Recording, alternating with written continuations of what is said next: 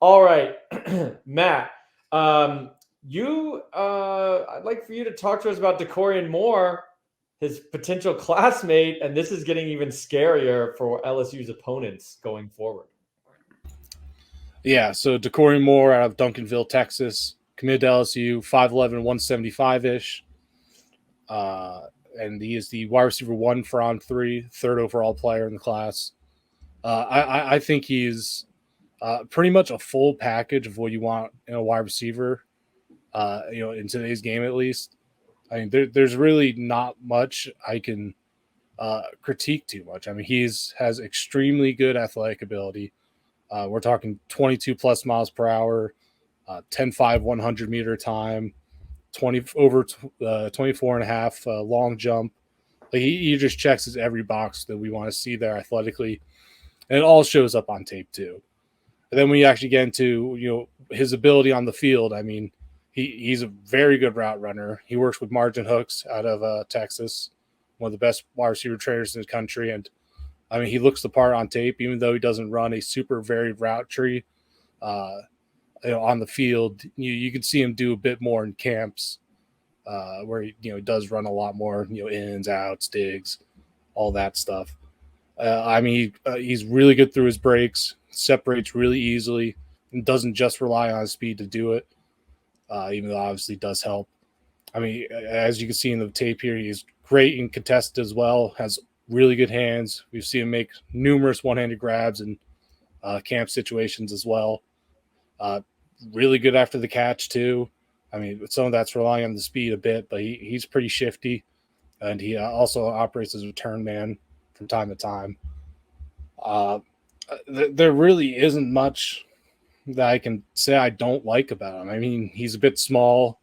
He's not very physical, but I don't think that's going to stop him from being an extremely productive college and NFL wide receiver. As a junior, 14 games, 65 catches, 1,300 yards, and 15 touchdowns.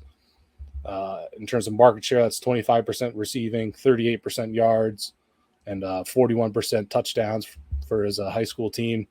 Playing against Texas 6A competition, which is amongst the best in the country. 49 strength of schedule, and I think they were like the fifth best team in the country last year, something like that. Yeah, Duncan's like a powerhouse. Yeah. So pretty solid prospect.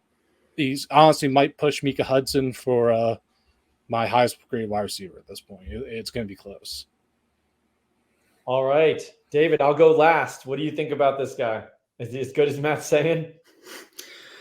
Yeah, I agree with everything he's saying. I mean, it's pretty clear. You can just see it after just a couple plays. Like, this guy's insanely explosive. He's a crazy accelerator. He can, even in that play that was posted on Twitter that he hit 22.6 from Real Analytics, like, he gets there so quickly. It's pretty absurd. But yeah, he can actually, it's not just that he's fast though, like, he can actually control his speed, which is the big differential there.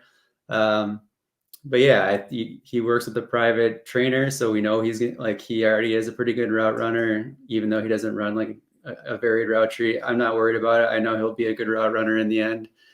Yeah, I mean, there's really, I don't know. As of now, I think he's my only tier 1 wide receiver so far.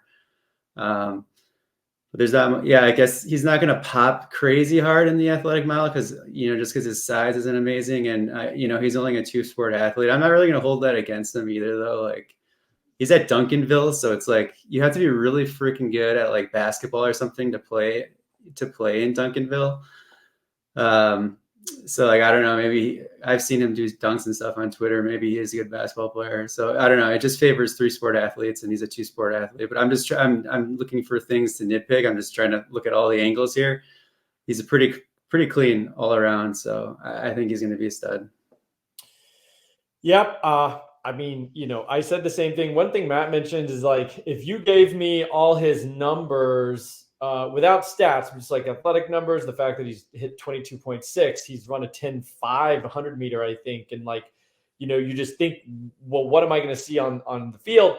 It all translates. He's as fast as you think he would be. He's as accelerated as you think he would be. Like, he's just an absolute terror on the football field. A few other things to just hype him up even more. I mean, Matt read his stats, but 20 yards per reception, if you didn't do the math quickly in your head, that's bonkers. He mentioned he has some returning chops, which for the high-end guys, I'm not that worried about, but we are talking about a transition to high school to college. So it's nice to see someone who can be used in the return game. He has over 100 punt return yards, which is my favorite, more than kickoff return. So 121 punt return yards last year as well for his team. And just like obscene market share for a junior. What can you say? And then the tape backs it up. You saw it yourself. Matt walked us through it. Kind of case closed. These are the top 2 players for fantasy in the country.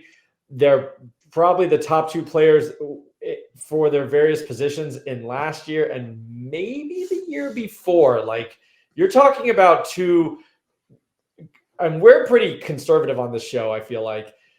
You're talking about 2 guys that we are just like absolutely blown away by in the last few classes. They're both in 2025. They're both going to LSU.